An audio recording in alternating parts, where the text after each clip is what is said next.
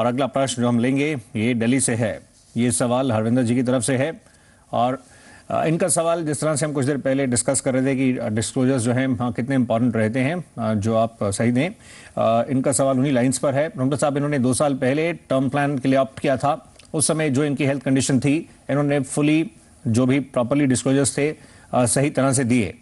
अब इन्होंने अभी कुछ समय पहले चेक किया इनको, तो इन्होंने पाया कि इनको अब डायबिटीज़ हो गई है। तो ये जानना चाह रहे हैं क्या ये इनका फ़र्ज़ बनता है कंपनी को इसकी इन्फॉर्मेशन देना, इसको कैसे देखा जाए, क्योंकि इन्होंने अपनी जो इनिशियल डिस्क्लोजर्स थे कंप्लीट फुली दिए जो भी रिक्वायर्ड थे। अगर अब कुछ चेंजेस हो रहे हैं, ये इस तरह से कुछ फाउंडेशन तो नहीं है कि ये कंपनी को सूचित करें, क्या इसको लेकर कहीं क्लेम्स में तो लेटर ऑन कोई प्रॉब्लम नहीं हो सकती? तो सबसे पहले मुझे ये सवाल बहुत ही अच्छा लगा कि आज आपके प्रोग्राम के जरिए और मीडिया में इतना एक्सपोजर होने की वजह से लोग इतने जागरूक हो गए हैं डिस्क्लोजर के बारे में कि इनफैक्ट जो चीज़ ज़रूरी नहीं है उसके बारे में भी सवाल पूछ रहे हैं। तो टर्म इंश्योरेंस में जहाँ तक सवाल उठता है, एक बार जब आपने प्रपोजल दिया उस समय जितनी भी जानकारी आपके पास थी आपने सही अगर दी है और उस बेसिस पर आपको जो है पॉलिसी इशू हो गई है, उसके बाद अब इनको 2 साल बाद डायबिटीज़ डायग्नोसिस हुई है, तो उसका इन्फॉर्मेशन देना कंपनी को कोई भी उन पे कोई नैतिक या और कोई जिम्मेदारी नहीं है। इनफैक्ट कोई फॉर्म भी नहीं मिलेगा उनको post issuance of policy insurance company को नोटिफाई करने के लिए, तो कोई प्रॉब्लम नहीं है। लेकिन आप डॉक्यूमेंट सारे रखिएगा ताकि ये क्लियर हो जाए कि ये सबसे पहली बार डायग्नोसिस पॉलिसी इशुएंस के काफ़ी समय बाद हुई थी। फ्यूचर में जब भी आप अगर भगवान न करे अगर हॉस्पिटलाइज होते हैं तो उस समय ध्यान रखिए कि हिस्ट्री लिखाते समय अगर आप लिखें कि मुझे डायबिटीज़ हुई है तो कौन से साल में वो डिटेक्ट हुई थी उसको सही लिखवाइएगा ताकि कोई भी दिक्कत क्लेम में नहीं आए।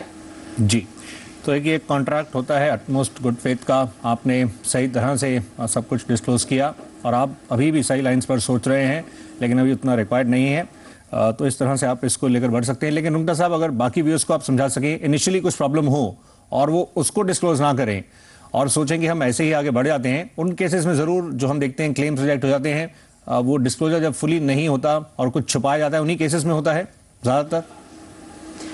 बिल्कुल अगर उनको, जैसे ये हरिंदर जी थे, अगर इनको पहले से डायबिटीज़ थी और इन्हें पता था और फिर भी डिस्क्लोज अगर ये नहीं करते हैं तो आज से 5 साल बाद, 7 साल बाद, 10 साल बाद भी अगर क्लेम आता है तो नॉर्मली छोटी अमाउंट होगी, 2 साल के बाद का क्लेम इन्वेस्टिगेट नहीं होता, बड़ी अमाउंट होती है और 2 साल के बाद का क्लेम भी इन्वेस्टिगेट हो सकता है।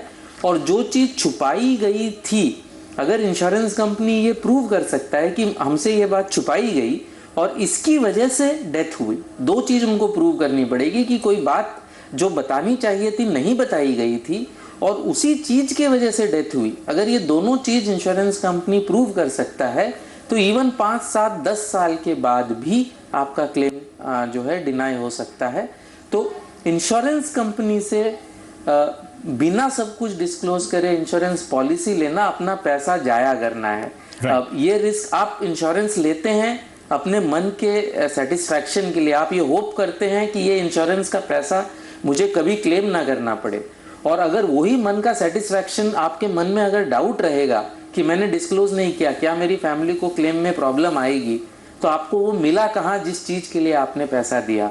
तो ऐसा मत करिए, सब कुछ कंप्लीटली डिस्क्लोज कर फिर ही आप अपनी इंश्योरेंस पॉलिसीज लीजिए। जी, तो मैसेज बिल्कुल क्लियर है, इन लाइंस पर ही बढ़ना वो आपके लिए ही बेहतर है। आइए अब अगला प्रश्न लेते हैं नांदेड़ से। ये प्रश्न जो है वो राजा राम जी की तरफ से। इस प्रश्न को हम कुछ देर में मूव करेंगे।